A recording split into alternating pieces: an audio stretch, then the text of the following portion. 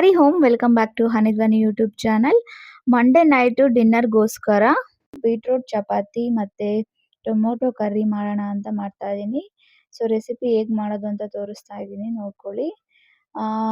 ಇದಕ್ಕೆ ನಾನು ಎರಡು ಚಿಕ್ಕ ಬೀಟ್ರೂಟನ್ನು ತೊಗೊಂಡಿದ್ದೀನಿ. ಚಿಕ್ಕದಾಗೆ ಪೀಲ್ ಮಾಡ್ಕೊಂಡು ಚಿಕ್ಕದಾಗಿ ಕಟ್ ಮಾಡ್ಕೊಳ್ಳಿ.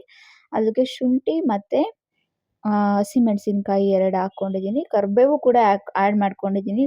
ಕರಿಬೇವು ಫ್ಲೇವರು ಚೆನ್ನಾಗಿರುತ್ತೆ ಅಂತ ಅದಕ್ಕೋಸ್ಕರ. ಸೊ ಇಲ್ಲಿ ಫೈನಾಗೆ ರುಬ್ಕೋಬೇಕು ಚೆನ್ನಾಗೆ. ಸ್ವಲ್ಪ ನೀರು ಆ್ಯಡ್ ಮಾಡ್ಕೊಳ್ಳಿ, ಜಾಸ್ತಿ ಆ್ಯಡ್ ಮಾಡ್ಕೋಬೇಡಿ. ಒಂದು ಸ್ವಲ್ಪ ನೀರು ಹಾಕ್ಕೊಂಡು ಚೆನ್ನಾಗಿ ನುಣ್ಣಗೆ ರುಬ್ಕೊಂಡು ಗೋಧಿ ಹಿಟ್ಟಿಗೆ ಅದನ್ನು ಮಿಕ್ಸ್ ಮಾಡ್ಕೊಳ್ಳಿ. ಉಪ್ಪು ಮಾತ್ರ ಆ್ಯಡ್ ಮಾಡ್ಕೊಂಡಿದ್ದೀನಿ ನಾನು ಗೋಧಿ ಹಿಟ್ಟಿಗೆ.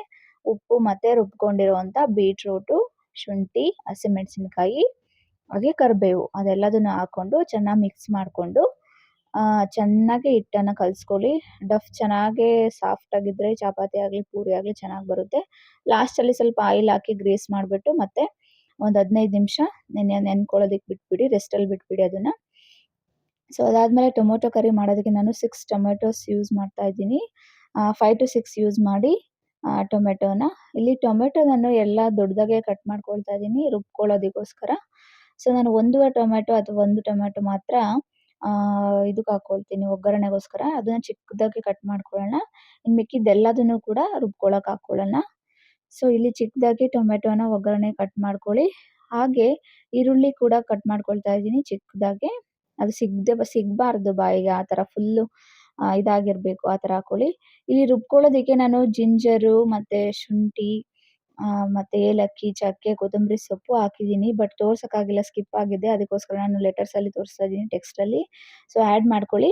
ಟೊಮೆಟೊ, ಶುಂಠಿ, ಬೆಳ್ಳುಳ್ಳಿ, ಹಸಿಮೆಣಸಿನ್ಕಾಯಿ ಹಾಗೆ ಸ್ವಲ್ಪ ಲವಂಗ ಮತ್ತು ಚಕ್ಕೆ ಅಷ್ಟು ಹಾಕ್ಕೊಂಡು ರುಬ್ಕೊಳ್ಳಿ. ಸೊ ಅದು ನೀಟಾಗಿ ನುಣ್ಣಗೆ ರುಬ್ಕೊಳ್ಳಿ. ಅದಾದಮೇಲೆ ಇಲ್ಲಿ ಒಗ್ಗರಣೆಗೆ ಹಾಕ್ಕೊಳ್ತಾ ಇದ್ದೀನಿ. ಒಗ್ಗರಣೆಗೆ ನಾನು ಆಯಿಲು ಮತ್ತು ಸಾಸಿವೆ, ಜೀರಿಗೆ, ಕರಿಬೇವೆಲೆ ಹಾಕ್ಕೊಂಡು ಮತ್ತು ಒಂದು ಈರುಳ್ಳಿ ಹಾಕ್ಕೊಂಡಿದ್ದೀನಿ. ಮತ್ತು ಇಲ್ಲಿ ಒಂದೇನು ಆ್ಯಡ್ ಮಾಡಿದ್ದೀನಿ ಅಂತಂದರೆ ನಾನು ಕಸೂರಿ ಮೇಥಿ ಆ್ಯಡ್ ಮಾಡಿದ್ದೀನಿ. ಕಸೂರಿ ಮೇಥಿ ಫ್ಲೇವರ್ ಚೆನ್ನಾಗಿರುತ್ತೆ, ಆ್ಯಡ್ ಮಾಡ್ಕೊಂಡು ನೋಡಿ, ಚೆನ್ನಾಗಿರುತ್ತೆ. ಸೊ ಇಲ್ಲಿ ನಾನು ಟೊಮೆಟೊ ಮತ್ತು ಕ್ಯಾಪ್ಸಿಕಮ್ ಕೂಡ ಆ್ಯಡ್ ಮಾಡ್ತಾ ಇದ್ದೀನಿ. ಕ್ಯಾಪ್ಸಿಕಮ್ ಒಂದು ಇತ್ತು, ಅದಕ್ಕೋಸ್ಕರ ಆ್ಯಡ್ ಮಾಡ್ತಾ ಇದ್ದೀನಿ. ಹಾಗೆ ಮಾಡಿದ್ರೂ ಪರವಾಗಿಲ್ಲ, ಆ್ಯಡ್ ಮಾಡಿದ್ರೆ ಇನ್ನೂ ತುಂಬ ಚೆನ್ನಾಗಿರುತ್ತೆ ಟೇಸ್ಟು. ಒಂದೇ ಒಂದು ಚಿಕ್ಕದು ಕ್ಯಾಪ್ಸಿಕಮ್ ಆ್ಯಡ್ ಮಾಡ್ಕೊಂಡಿದ್ದೀನಿ. ಹಾಗೆ ಹಸಿ ಬಟಾಣಿ ಕಾಳು ಇದ್ವು, ಅವನ್ನು ಕೂಡ ನಾನು ಆ್ಯಡ್ ಮಾಡ್ಕೊಂಡಿದ್ದೀನಿ, ಹಸಿ ಬಟಾಣಿ.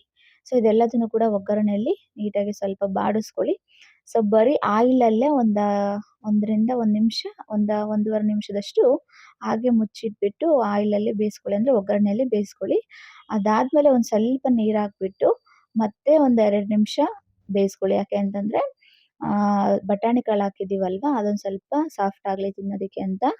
ಸೊ ಯಾವುದೇ ಪಲ್ಯ ಆಗಲಿ, ಯಾವುದೇ ಕರ್ರಿ ಆಗಲಿ, ಯಾವುದಾದ್ರೂ ಒಂದು ಕಾಳು ಮಿಕ್ಸ್ ಇದ್ದರೆ, ಕಾಳಿದ್ದರೆ ಚೆನ್ನಾಗಿರುತ್ತೆ ಟೇಸ್ಟು.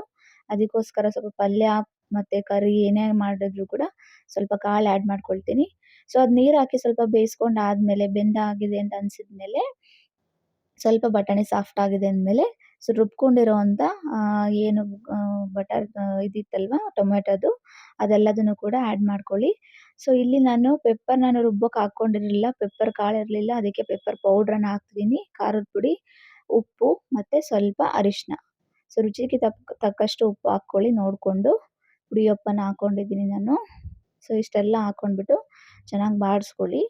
ಮತ್ತೆ ಎಗೇನ್ ಒಂದು 2 ನಿಮಿಷ ಹಸಿ ವಾಸನೆ ಎಲ್ಲ ಹೋಗೋ ಥರ ಫ್ರೈ ಮಾಡಿಕೊಂಡು ಬಿಡಿ. ಸೊ ರೆಡಿ ಆಗುತ್ತೆ. ಈಸಿಯಾಗಿ ಬೇಗ ಆಗುತ್ತೆ, ಟೇಸ್ಟಿಯಾಗಿರುತ್ತೆ. ಇದಕ್ಕೆ ಆಲೂಗಡ್ಡೆ ಕೂಡ ಆ್ಯಡ್ ಮಾಡಿದ್ರು ಕೂಡ ಚೆನ್ನಾಗಿರುತ್ತೆ, ಬರೀ ಆಲೂಗಡ್ಡೆ ಕೂಡ. ಸೊ ಟ್ರೈ ಮಾಡಿ ನೋಡಿ ನೀವು ಕೂಡ, ಬೇಗ ಆಗುತ್ತೆ. ಸೊ ಇಲ್ಲಿ ಈ ಕಡೆ ಚಪಾತಿ ಹಿಟ್ಟು ಚೆನ್ನಾಗಿ ಸಾಫ್ಟಾಗಿ ಆಗಿತ್ತು. ಯಾವಾಗಲೂ ಅಷ್ಟೇ ಚಪಾತಿ ಮಾಡೋಕ್ಕಿಂತ ಚಪಾತಿ ಮಾಡ್ತೀರಾ ಅಂದರೆ, ಪಲ್ಯ ಏನಾದರೂ ಚಟ್ನಿ ಮಾಡ್ಕೊಳ್ತೀರಾ ಅಂದರೆ ಅದಕ್ಕಿಂತ ಮುಂಚೆ ಫಸ್ಟ್ ನೀವು ಚಪಾತಿ ಹಿಟ್ಟನ್ನು ನೆನೆಸಿಟ್ಬಿಟ್ಟು, ಅಂದರೆ ಕಲಸಿಟ್ಬಿಟ್ಟು ಬಿಡಿ. ಅದು ಚೆನ್ನಾಗಿ ರೆಸ್ಟಲ್ಲಿದ್ದರೆ ಚೆನ್ನಾಗಿ ಬರುತ್ತೆ ಸಾಫ್ಟಾಗಿ. ಸೊ ಇದಾದಮೇಲೆ ಎಲ್ಲನೂ ರೋಲ್ ಮಾಡ್ಕೊಳ್ಳೋದಕ್ಕೆ ರೆಡಿ ಮಾಡ್ಕೊಳ್ತೀನಿ. ಒಂದು 8 ರಿಂದ 10 ಚಪಾತಿ ಆಗ್ತಾಯಿದೆ. ಅಷ್ಟು ಮಾಡ್ಕೊಳ್ಳೋದು ಡೈಲಿ ನಾನು, ಯಾವಾಗಲೂ ರೆಗ್ಯುಲರ್ಲಿ ಮಾಡ್ಕೊಳ್ಳೋದು. ಸೊ ಒಂದು 8 ಚಪಾತಿ ಆದರೆ ಸಾಕಾಗುತ್ತೆ, ಎಕ್ಸ್ಟ್ರಾ ಒಂದು 2 ಮಾಡ್ಕೊಳ್ತೀನಿ. ಸೊ ಇಲ್ಲೇನಾದರೂ ಸ್ಪೆಷಲ್ ಮಾಡಿದ್ರೆ ನಮ್ಮ ನೈಬರ್ಸ್ ಯಾರಾದರೂ ಒಬ್ಬರಿಗೆ ಕೊಡ್ತೀನಿ, ಮಕ್ಕಳಿದ್ದಾರೆ. ಸೊ ನನ್ನ ಧ್ವನಿ ಫ್ರೆಂಡ್ಸ್ ಇದ್ದಾರಲ್ವ, ಅವ್ರಿಗೆ ಯಾರಿಗಾದ್ರೂ ಒಬ್ರಿಗೆ ಕೊಡ್ತೀನಿ. ಸೊ ದಟ್ ನಾನು ಎಕ್ಸ್ಟ್ರಾ 2 ಅಥವಾ 3 ಎಕ್ಸ್ಟ್ರಾನೇ ಮಾಡ್ಕೊಳ್ತೀನಿ. ಸೊ ಚಪಾತಿ ನೀಟಾಗಿ ಲಟ್ಟಿಸ್ಕೊಳ್ಳಿ, ಸಾಫ್ಟಾಗಿ ಬಂದರೆ ಆಗುತ್ತೆ. ಒಂದು ಸೈಡ್ ಮಾತ್ರ ಪ್ರೆಸ್ ಮಾಡಬೇಕು, ಇನ್ನೊಂದು ಸೈಡ್ ಲೈಟಾಗಿ ಪ್ರೆಸ್ ಮಾಡಬೇಕು. ಪರ್ಫೆಕ್ಟ್ ರೌಂಡ್ ಚಪಾತಿ ಬರಬೇಕು ಅಂದರೆ ಇನ್ನೊಂದು ವಿಡಿಯೋ ಹಾಕ್ತೀನಿ ನೆಕ್ಸ್ಟು, ಅವಾಗ ನೋಡ್ಕೊಳ್ಳಿ. ಬರೋರಿಗೆ ಓಕೆ, ಬಂದಿಲ್ಲ ಅನ್ನೋರಿಗೆ ಹಾಕ್ತೀನಿ ನೋಡ್ಕೊಳ್ಳಿ. ಅದಾದ್ಮೇಲೆ ಚಪಾತಿ ಕೂಡ ಸೇಮ್ ಪಿಂಕ್ ಕಲರಲ್ಲೇ ಬರುತ್ತೆ. ಎರಡೂ ಕಡೆ ನೀಟಾಗಿ ಫ್ಲಿಪ್ ಮಾಡಿ ಮಾಡಿ ಬೇಯಿಸ್ಕೊಳ್ಳಿ. ಆಯಿಲ್ ಬೇಕಂದ್ರೆ ಆ್ಯಡ್ ಮಾಡ್ಕೊಳ್ಳಿ. ಆಯಿಲ್ ನಾನು ಯೂಸ್ ಮಾಡಲ್ಲ. ಚಪಾತಿಗೆ ಕಮ್ಮಿ ಯೂಸ್ ಮಾಡೋದು. ನಮ್ಮ ಮನೆಯವ್ರು ತಿನ್ನೋದಿಲ್ಲ ಅಂತ ಹೇಳಿ ಚಪಾತಿಗೆ ಆಯಿಲ್ ಆ್ಯಡ್ ಮಾಡಿದ್ರೆ ಅವ್ರು ತಿನ್ನಲ್ಲ. ಅದಕ್ಕೋಸ್ಕರ ನಾನು ಹಾಗೇನೆ ಡ್ರೈ ಬೇಯಿಸ್ಕೊತೀನಿ. ಅದಾದ್ಮೇಲೆ ಚಪಾತಿ ರೆಡಿ ಆಯ್ತು. ಸರ್ವ್ ಮಾಡ್ಕೊಂಡು ತಿನ್ನಿ. ತುಂಬಾ ಟೇಸ್ಟಿಯಾಗಿರುತ್ತೆ. ಈಸಿಯಾಗಿ ಬೇಗ ಆಗುತ್ತೆ. ಟ್ರೈ ಮಾಡಿಲ್ಲ ಅಂದ್ರೆ ಈ ಥರನೂ ಕೂಡ ಟ್ರೈ ಮಾಡಿ ನೋಡಿ. ಇಷ್ಟ ಆದರೆ ಲೈಕ್ ಮಾಡಿ, ಶೇರ್ ಮಾಡಿ. ಏನಾದರೂ ಸಜೆಷನ್ಸ್ ಇದ್ರೆ ಕಮೆಂಟಲ್ಲಿ ತಿಳಿಸಿ. ಹಾಗೆ ಇದು ಅಡುಗೆ ಎಲ್ಲ ಮುಗಿಸಿದಾದ್ಮೇಲೆ ನಮ್ಮ ಮನೆಯವ್ರು ಬರ್ತಾರೆ 8:30 ಹಂಗೆ. 8:30 ಅವ್ರು ಬಂದ್ರು. ನನ್ನ ಮಗಳು ಅವ್ರಿಗೆ ಟವಲ್ ಎಲ್ಲ ಕೊಡ್ತಾಳೆ ಎವ್ರಿಡೇ. ಕೊಟ್ಟಾದ್ಮೇಲೆ ಥ್ಯಾಂಕ್ ಯು ಹೇಳ್ತಾ ಇದ್ದಾರೆ ನಮ್ಮ ಮನೆಯವ್ರು. ಅದಾದ್ಮೇಲೆ ಊಟಕ್ಕೆ ಇಡ್ತಾಳೆ ನನ್ನ ಮಗಳೇ ಅವ್ರ ಅಪ್ಪಾಜಿಗೆ. ಅದಾದ್ಮೇಲೆ ಇಬ್ರು ಕೂಡ ಊಟ ಮಾಡಿದ್ರು. ಅನಿಮಲ್ಸ್ ನೋಡ್ಕೊಂಡು ಯಾವಾಗ್ಲೂ ಅನಿಮಲ್ಸ್ ಅಂದ್ರೆ ಅವಳಿಗೆ ಇಷ್ಟ. ಯಾವಾಗ್ಲೂ ಅನಿಮಲ್ಸ್‌ನೇ ನೋಡ್ತಾ ಇರ್ತಾಳೆ. ಅದಾದ್ಮೇಲೆ ಅವರು ಸ್ವಲ್ಪ ಹೆಡ್ಡೇಕ್ ಅಂತಂತಿದ್ರು. ವಿಕ್ಸ್ ಹಚ್ಚು ಅಂತ ನನಗೆ ಹೇಳ್ತಿದ್ರು. ಬಟ್ ಅವಳೇ ಹೋಗ್ಬಿಟ್ಟು ಎಲ್ಲ ಹಚ್ಚಿ ಅವ್ರ ಅಪ್ಪನ ಕೇರ್ ಮಾಡ್ತಾ ಇದ್ಲು. ಇದು ಮಂಡೇ ನೈಟ್ ಆಗಿತ್ತು. ಸಬ್ಸ್ಕ್ರೈಬ್ ಮಾಡಿಲ್ಲ ಅಂದ್ರೆ ಸಬ್ಸ್ಕ್ರೈಬ್ ಮಾಡಿ. Thank you.